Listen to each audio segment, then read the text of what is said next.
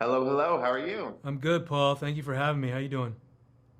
Doing wonderful. Thank you. We are so happy to have you here with us today because we're here deep in the heart of Texas in Dallas, right Nice. outside of Fort Worth, where a lot of this was shot. And Where I and grew up. must be nice to return home or at least be home for, you're always home in Texas. Yeah. So to do this show because it means a lot to a lot of the local people here. Yeah, no, it was surreal. I never imagined I'd make a TV series, much less one of this scale in my hometown, and lived with my father at 44 years old, which I never thought was going to happen again. Um, so, got to put a lot of family and friends in the show as extras. So I'm really happy about all of that.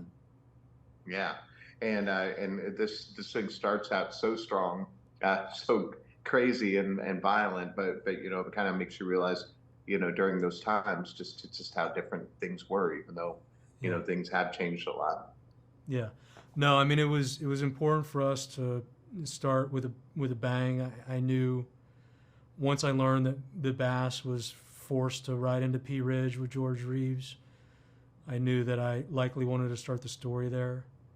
I also wanted to really try to accurately portray the horrors of war.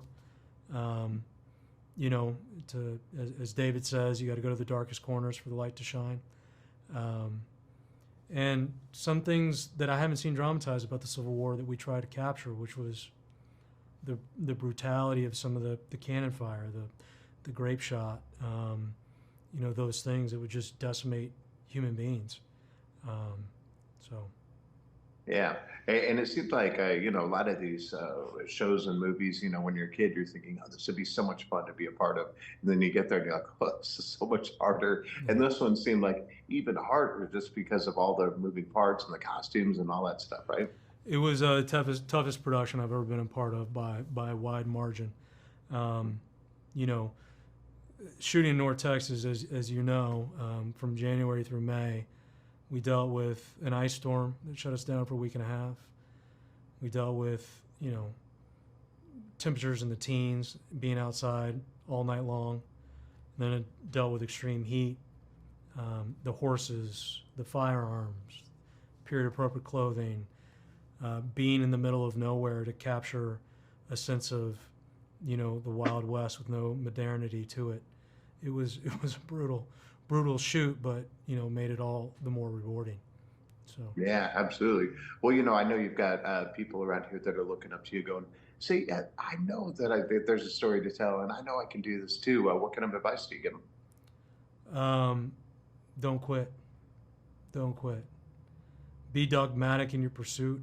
Um, if you're truly passionate and it's truly something you want to do, it's a marathon, not a sprint.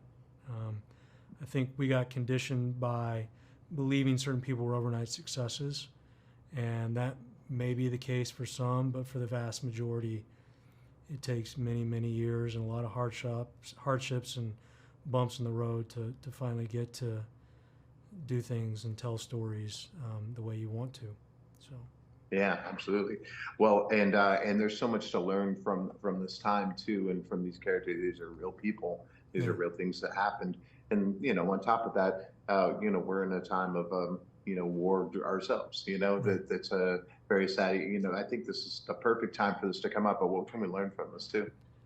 What was most important to me was communicating the triumph of the human spirit, which Bass Reeves represents, as well as the universality of the human condition, that we all experience love and joy and heartbreak and pain and terror, longing.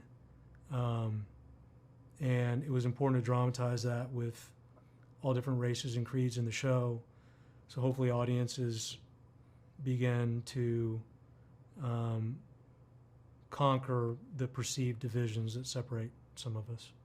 This is one of those stories that we should know, Hmm. and a lot of us don't. So it's important, to be able to check this out and see this in this way, and as I Yeah, think it will be for a lot of people, right? yeah, no, agreed, man. This is a good one. It's special. It seems like I had no idea how dear it was in a lot of hearts and minds. So I'm looking forward to see what the audience thinks about what we did.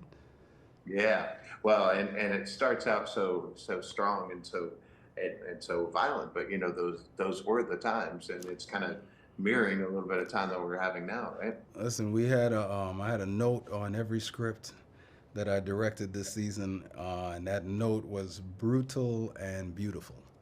So every episode, I think we sort of thematically stayed to that, right? So when you, for example, see the attentiveness as a father and the love that he has for his family, that's the beautiful stuff, right? Mhm. But when Bass and Jenny even have their lovely talks, I think that give us all couple goals. There is brutality right on the other side of that door.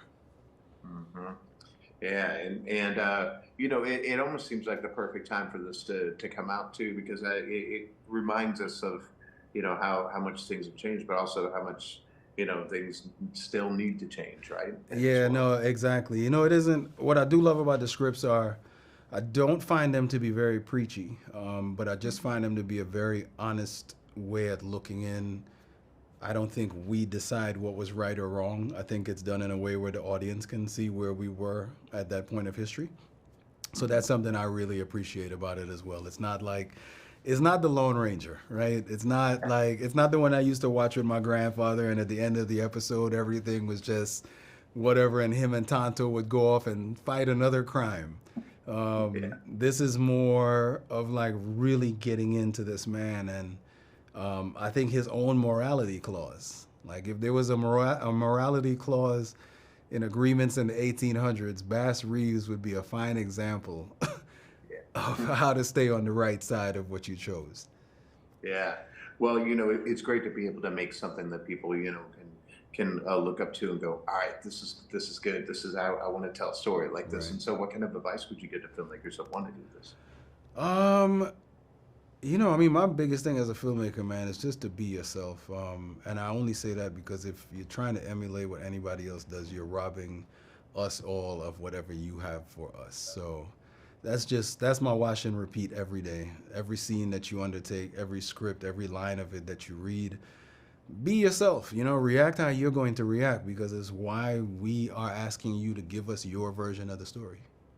Yeah, absolutely. Well said. And so, of course, I'm in Dallas, and of course, Fort Worth is nearby, and a Yeah, lot is man. shot here. And it's you know, can also be brutal to film there. But did you have any really good memories from filming kind of in this area a little bit? It all was great. I mean, I shot everywhere from Waxahachie all the way to Strawn and Glenrose, man. So sometimes when I say Strawn, people in Texas don't even know what Strawn, Texas is. They're like, wait, that's a place here? I'm like, yeah, you got to check out Mary's. She got the best chicken fried steak. Yes. Um, I would say those were the moments for me. I was just talking a few minutes ago. I met one of your Texas state judges there, Judge Todd Little, and Judge Todd was just this really cool individual to talk to.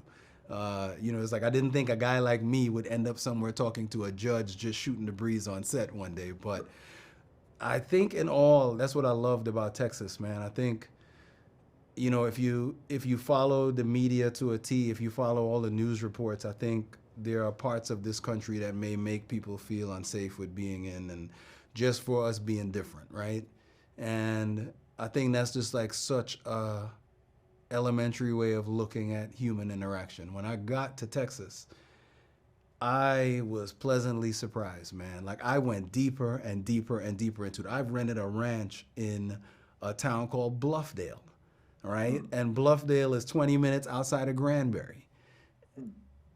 And I can't tell you, just everybody that I met in the state of Texas made me not just feel welcome as a person, but like really welcome as a filmmaker to say like, wow, thank you guys for bringing not just a story here and utilizing this, but thank you for bringing something that we feel like represents us, kind of represents some Texas pride. Yes, there's some gunslinging and whatnot, but I find that Bass Reeves, and his story is so much of the Oklahoma and the Arkansas territory, but there's just something about that part of this country that I think speaks to a lot of the grit, toughness of people, them telling you things exactly as it is. It may not be so politically correct, but I'm a guy from the West Indies, and I know we're not politically correct, right? So Texas was just my speed.